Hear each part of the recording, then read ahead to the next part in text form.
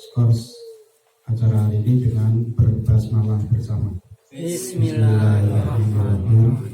Acara selanjutnya majelis taklim produk rakyat kepada Bapak Sugeng Mulyadi disilakan.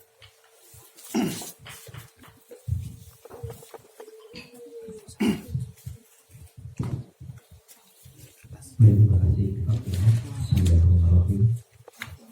Assalamualaikum warahmatullahi wabarakatuh. Waalaikumsalam warahmatullahi wabarakatuh. Merdeka. Merdeka. Bismillah. Tawakkalnallah. La haula wala quwwata illa billah. Asyhadu an la ilaha illallah. Wa asyhadu anna Muhammadar Rasulullah. Allahumma malikal mulki tu'til mulka man tasya. Wa tanzilul mulka mimman tasya wa tu'izzu man tasya wa tu'izzu man tasya. Innaka ala kulli syai'in qadir. Tulijul laili wan nahar, tulijul nahara wa fil laili, wa tukhrijul hayya minal mayyiti, wa tukhrijul mayyita minal hayyi, wa tarzuqu man tasha'. Itu adalah kisah. Astagfirullahaladzim. Bapak Ibu pengurus di Jamas 220 sekaligus para pengurus diskusinya yang hadir pada siang hari ini. Alhamdulillah, bersyukur kehadiran Allah Subhanahu wa Ta'ala, kita diberikan kesehatan yang paripurna sehingga dapat melaksanakan rutin yang kita jadwalkan pada setiap awal bulan untuk membahas perjalanan satu bulan ke depan sekaligus mengevaluasi perjalanan satu bulan yang telah kita lalui, yakni bulan Agustus 2020. Sahabat semua, kita bulan lalu dalam melaksanakan amanah ada sedikit penurunan dan kita semua harus beristighfar karena adanya satu kelalaian kita di dalam mengawal program. Ya, ada beberapa pokja yang mampu berziarah, namun ada beberapa pokja yang mengalami gangguan, terutama terkait dengan konsentrasinya dalam mengawal program-program di bulan Agustus. Atas kelalaian itu mari kita sama-sama beristighfar pada Allah. Kita bermohon ampun, ya, dan tidak akan mengulangi lagi pada bulan ini dan selanjutnya. Karena sesungguhnya kita ini oleh Allah diberikan satu kemampuan, ya. Makanya kita tidak boleh mengurangi takaran ataupun timbangan-timbangan yang sudah menjadi satu takaran dan sudah menjadi satu timbangan bahwa kita ini mampu wala tampusul miyal wal mizan bin arakum bi khair.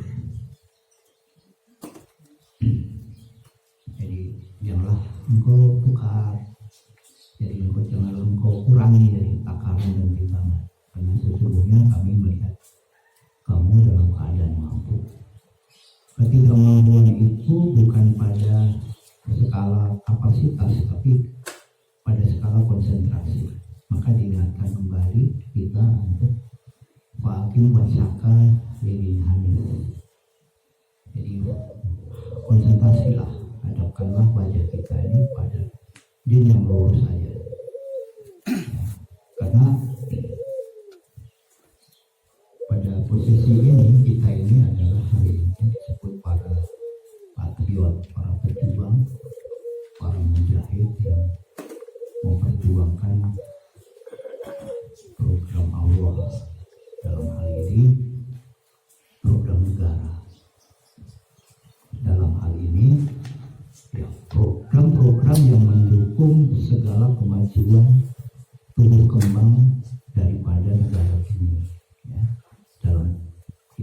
mempersiapkan hari esok ya, untuk generasi kita yang lebih baik ya. Jadi ya ayyuhalladzina amanu taqullaha wa tanzur nafsum ma qaddamat wa taqullaha innallaha khabirun bima ta'malun. Jadi orang-orang yang bertakwa itu ya ini dalam perjalanan ya, tumbuh kembang program kita ini adalah salah satu ya community yang punya semangat dan integritas untuk terus memperbaiki daripada program-program yang mengarah kepada kemajuan sebuah bangsa.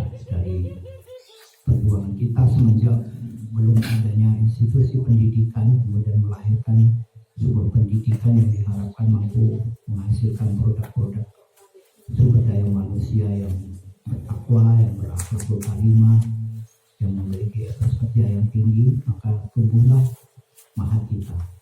Ya.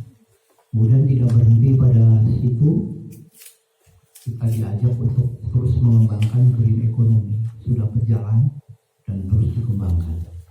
Hari ini bahkan kita sudah diajak kepada pembangunan blue economy yang membutuhkan support system daripada orang-orang yang memiliki daya juang untuk membuat satu perubahan. Jadi kita membuat proyek-proyek percontohan ini ke depan supaya diikuti oleh orang-orang yang juga ingin mendharma baktikan hidupnya dalam satu gerak pembangunan.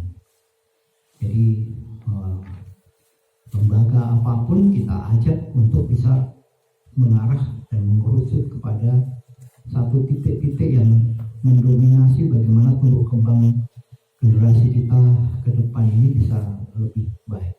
Di luar tanzur nafsu ma qaddamat lihat. Terus lihat bagaimana kita ini punya satu visi yang jauh ke depan. Kita senantiasa diajarkan untuk berpikir bagaimana mempersiapkan ya 2050, 2040 seperti itu ya. Berarti sekian puluh tahun yang akan datang ini memang dipersiapkannya dari hari ini terus kita untuk berpikir dan terus mempertahankan visi misi ini terus disosialisasikan sehingga ada daya dukung yang terus menerus mengalir ya, walaupun dalam pelaksanaannya memang yang namanya kekuatan eksternal yang di luar itu masih sifatnya ya tidak stabil gitu. Ada yang hanya temporary, ada yang hanya beberapa waktu gitu ya. Tidak seperti kekuatan inti yang terus menjadi akar dari tumbuh kembang sebuah pohon itu.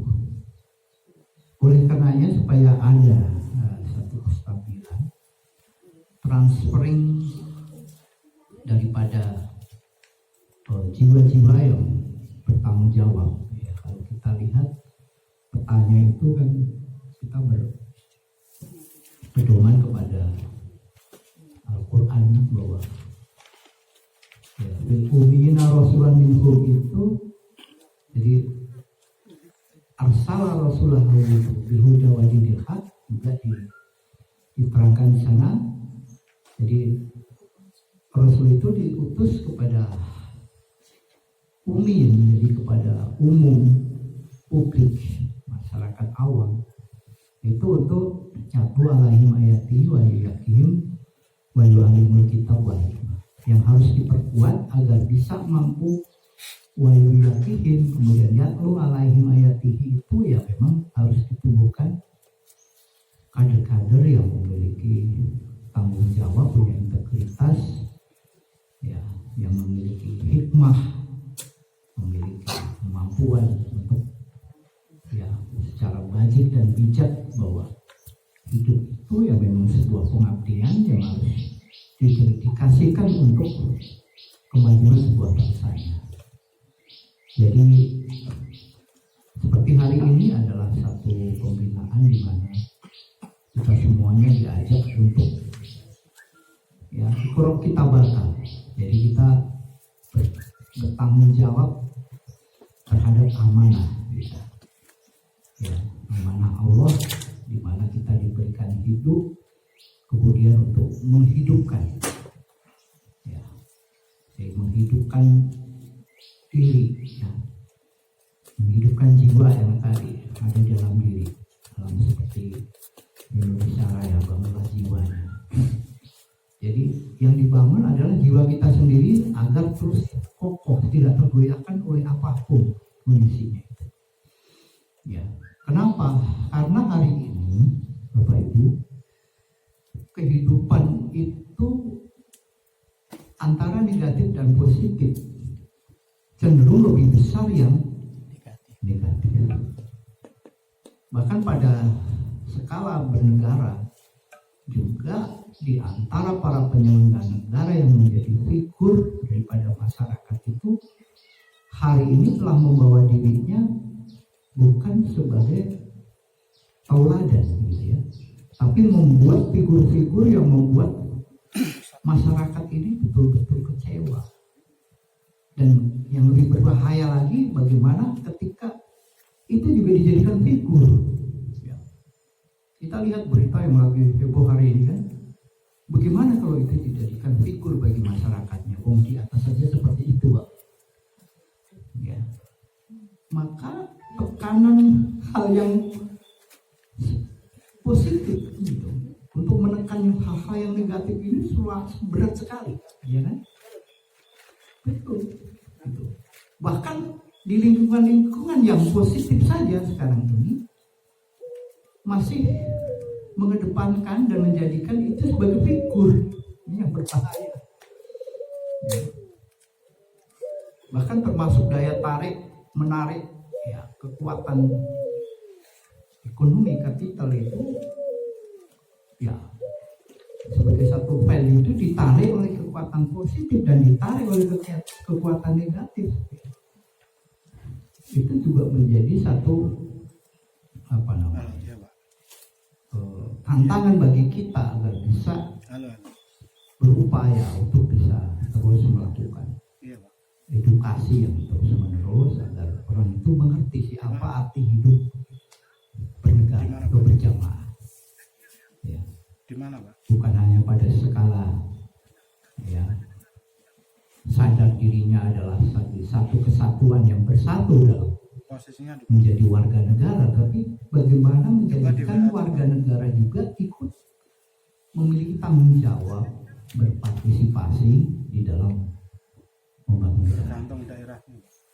Nah, ini yang harus betul-betul kita sadari agar kita ini tetap berdiri kokoh dan menjadi figur bagi kader-kader selanjutnya. Ya.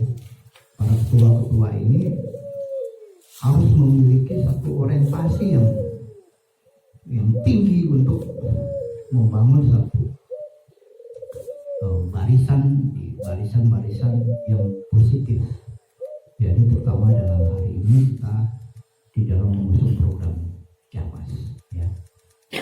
Jadi kembalinya dalam hal ini kita beristighfar. Bapak Ibu harus membuat yang pertama adalah evaluasi terhadap diri sendiri sebelum keluar. Jadi sesungguhnya daya positif dan daya negatif dan hasil positif dan hasil negatif itu ditentukan oleh inner beauty kita, kecantikan yang ada di dalam diri kita, terutama di dalam kedekatan kita kepada Allah. Dalam hal ini kedekatan kita kepada program. Semakin kuat dorongan itu, maka akan semakin kuat juga, ya, dorongan kejiwaan itu untuk menggerakkan pikiran kita untuk kemudian melakukan action untuk menjaga amanah itu. Itu yang nanti disebut dengan apa yang tadi dikatakan ini arokum bi khair. Jadi kita harus mampu menjaga tekanan-tekanan energi negatif itu. Karena negatif itu sesungguhnya bukan kekuatan yang merusak juga. Kalau kita memahami itu dalam menjaga keseimbangannya, nah, itu menjadi titik balik, jadi menjadi positif. Makanya dulu waktu ya, penciptaan manusia pertama, ya, dalam kita bicara dalam dimensi yang berbeda, gitu ya, berbicara dalam dimensi ya pewayangan, gitu ya. Sebelum ada Bharatayuda itu, ada sebelum Mahabharata itu ada yang namanya zaman Ramayana kan. Ramayana itu zamannya para ketek-ketek, di mana manusia itu tabiatnya masih kebanyakan seperti monyet, gitu ya. Jadi seperti itu. Ada seorang begawan, namanya itu Begawan Wisrawa. Dia seorang pendeta sakti yang kemudian mampu memiliki sebuah ajian, yaitu namanya Aji Sastro Cindo Hayunetra. Kalau dibaca mantranya itu, sesungguhnya itu adalah sebuah ajaran yang tidak berbeda dengan kitab yang kita yakini hari ini, yakni kitab Al-Quran. Karena pada titik akhir sebuah seratan itu menyatakan bahwa ketika ditulis dengan tinta lautan itu dan itu digunakan untuk menulis, itu tidak akan cukup. Begitu pula dengan Al-Quran gitu. Jadi di mana kita dikenalkan dengan satu kebesaran nilai yang bisa merubah karakter, kemudian bisa merubah wujud. Jadi antara karakter dan rupa itu adalah sesuatu yang terkadang bisa simetris, sejalan, ada juga yang bertitik tolak, gitu kan? Baik itu nanti simetris negatif ataupun simetris positif. Nah, yang menjadi kendala adalah ketika ada satu ketidakcocokan antara karakter dan wujud. Ini kalau kita masuk ke arah sana, berarti memang harus ada satu perbaikan hidup. Nah, itu bisa digambarkan dalam satu cerita. Ada seorang raja Rahwana, tetapi hatinya baik, kemudian budi pekertinya sudah baik, tetapi sayangnya wujudnya masih berbentuk jelek, tidak rupawan, gitu ya, amburadul seperti raksasa. Maka ketika itu berharap agar dirinya itu juga bisa berubah baik, wajahnya itu. Ya. Seperti halnya perjalanan kita hari ini. Ya. Selama ini orang menganggap kita ini sesuatu yang menakutkan, betul tidak? Selama ini, sebelum-sebelumnya. Betul. Ya kan? Yang selalu dicurigai, wah itu raksasa bisa dimakan. Ya kan? Wah itu sesuatu yang menakutkan. Maka kita berharap ada satu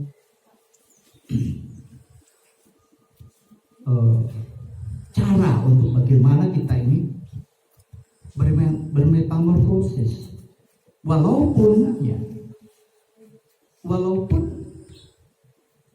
niat kita bagus, kemudian cita-cita kita itu bagus untuk memajukan negara, gitu ya.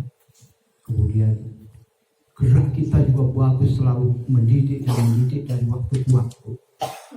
Tapi ketika kita tidak memiliki satu ilmu, cara-cara yang baik agar kita ini mampu ya merubah wujud kita ini tidak menakutkan seperti itu.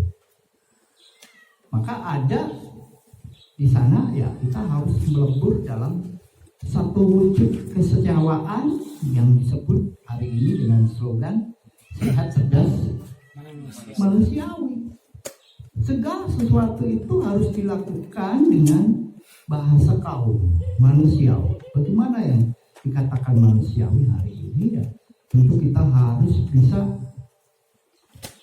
menyatu dalam satu gerak dinamika ya, melalui peradaban-peradaban yang baik, dan kita memasukkan hal-hal yang baik dalam peradaban yang baik melalui banyak hal, kegiatan yang positif, ekonomi, pendidikan, sosial, budaya ya, yang harus terus kita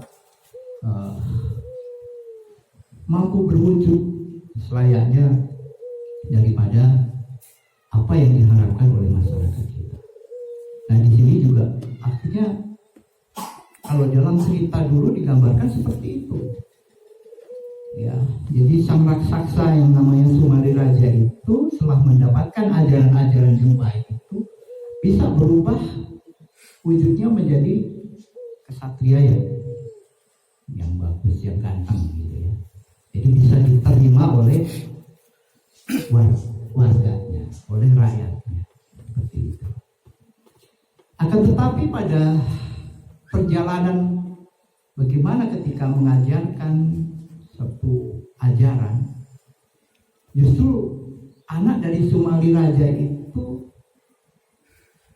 tidak meyakini bahwa ajarannya yang selama ini disampaikan yang mampu merubah wujudnya sang ayah itu tidak yakin, bahkan mencela. Masa sih gitu ya. Jadi yang bisa kita ambil hikmah hari ini bahwa ajaran-ajaran yang baik yang disampaikan, yang selama ini dipelajari di antara kita itu juga ada yang tidak meyakini, Pak. Di tengah jalan itu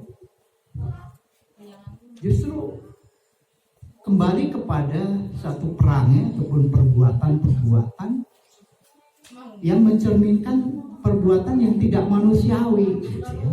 Seperti perbuatan raksasa. Maka yang namanya cerita ya, dulu ada namanya Raden Sukesa itu adalah putra dari Sumali Raja. Itu ketika mencela ajaran itu akhirnya berubah menjadi raksasa gitu. Jadi ayahnya kembali menjadi manusia. Tapi di sisi lain karena kita ini tidak yakin terhadap satu ajaran yang baik itu, akhirnya pada endingnya dia harus menjadi seorang raksasa selama hidupnya. Ya, selama hidupnya. Ya. Jadi ketika itu terjadi dialektika ataupun ajaran yang disampaikan kepada Sukesi, yaitu adik daripada Sukeso. Ya, jadi saat memberikan ajaran itu ada yang mencela ya kakak. Tapi di sisi lain juga ada hari ini yang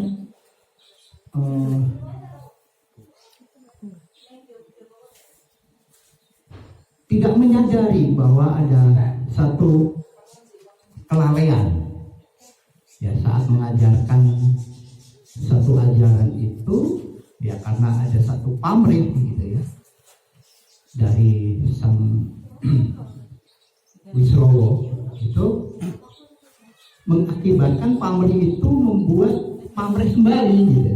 Jadi ketika kita mengajarkan suatu ajaran-ajaran yang baik ya dalam satu perjalanan kehidupan sehari-hari, coba hilangkan pamrih, karena pamrih itu akan menimbulkan pamrih gitu. Yaitu di dalam cerita itu akhirnya ketika Wisrowo punya pamrih bahwa dia mengajarkan ajaran itu ingin mendapatkan sukesi untuk anaknya gitu. Tetapi justru anaknya tidak mau dijodohkan dengan anaknya Wisrowo, tapi justru ingin menikah dengan Wisrowo. Nah akhirnya itu terjadi satu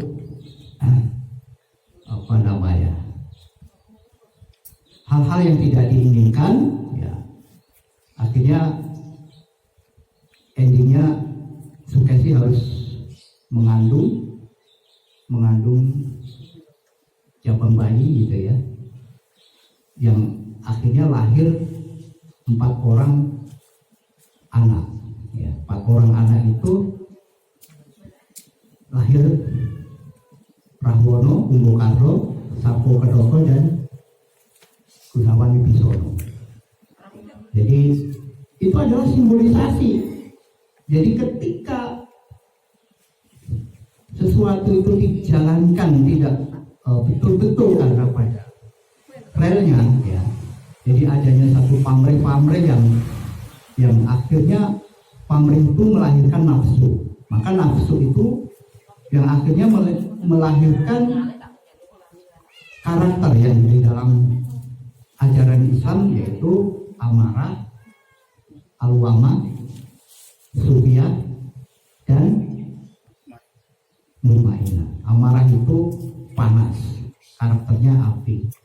Alwama itu rakus ya, karakternya bumi.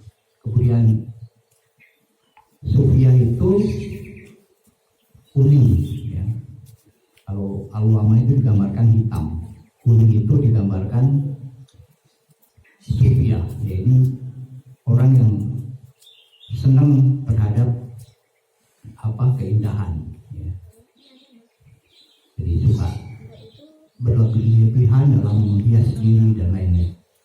Kemudian ada yang putih, yaitu yang memiliki karakter ya budi luhur, suka prihatin dan lain-lain. Nah, di dalam jiwa manusia itu sebenarnya kalau kita ingin mengkaji dari semua itu, semuanya itu boleh dikatakan negatif, Pak. Manusia itu memang unsur negatif gitu loh.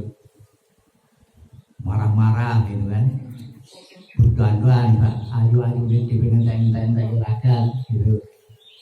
Makan, waduh. Jambal mete habis. Pirang-pirang ya. Sekarang juga pakai filter. Yang lupa bertapa sampai lupa makan, lupa istri, ya tahu kemana kaburnya. Iya, karena lagi tasawuf. Ya kan nggak ada yang bagus itu, ada yang bagus. Karena itu adalah unsur kehidupan.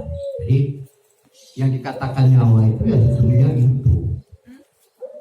Kalau itu hilang salah satu, tidak seimbang, maka sering mengakibatkan unsur kematian. Contohnya terlalu panas, terbakar, mati kan. Terlalu dingin, membeku, akhirnya mati juga.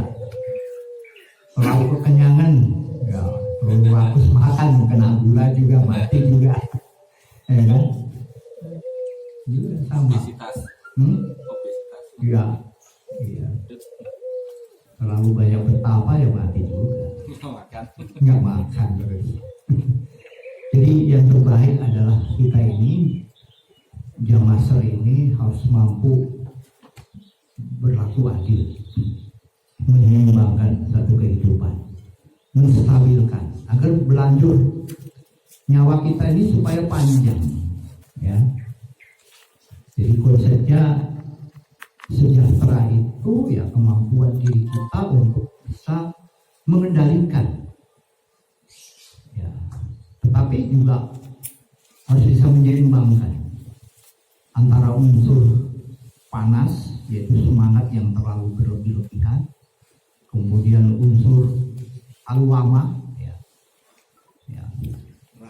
di mana kita terlalu rakus terhadap segala sesuatu, kemudian kita juga harus mampu ya berbenah secukupnya, tidak terlalu ya berpoya-poya di dalam hidup, tetapi juga jangan terlalu memelas gitu ya. Kalau jenggotnya panjang ya dicukur gitu kan, ya jangan tadi nyukur baru serambung sejalan atas kan? Karena terlalu sibuk, bukannya nggak mau nyukur. Seminggu ini kita nggak bisa berhenti siang malam ngurusin buat ya kegiatan sekali. Harus jadi sutradara, harus jadi memberi naskah, manajemen kegiatan-kegiatan kebudayaan, belum memikirkan usaha dan lain-lain. Makanya mudah-mudahan nanti ada asisten yang tukang cukur gitu. Ya. Pak Sukijan beli yang bagus Pak, ini apa namanya, kerokannya yang bisa untuk jenggot. Kalau pakai silet itu lama sekali. Nggak selesai di kamar mandi lama. Masalahnya Pak Imam. Jadi keseimbangan ini kita butuh, ya. Dan yang bisa membuat nyaman itu adalah keseimbangan hidup. Ya, makanya saya buat filosofi itu hitam, putih, kuning dan merah itu bagaimana kita ada satu keseimbangan. Karena nyawa kita itu, kehidupan kita itu bisa, ya, kita pernah mengalami ketidakseimbangan juga yang membuat akhirnya kita rugi dalam berjalan.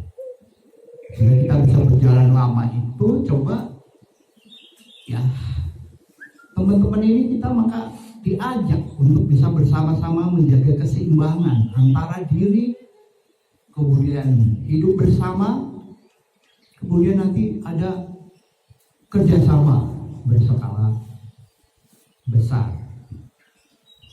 untuk bisa menghasilkan proyek-proyek besar. Itu tidak ada jalan lain, kita harus bekerja sama skala besar. Tidak akan mampu kalau tidak bekerja sama skala besar gitu, baik sosial maupun ekonomi. Ya, baik dalam program Jamas ataupun dalam program koperasi, itu nggak boleh berhenti gitu.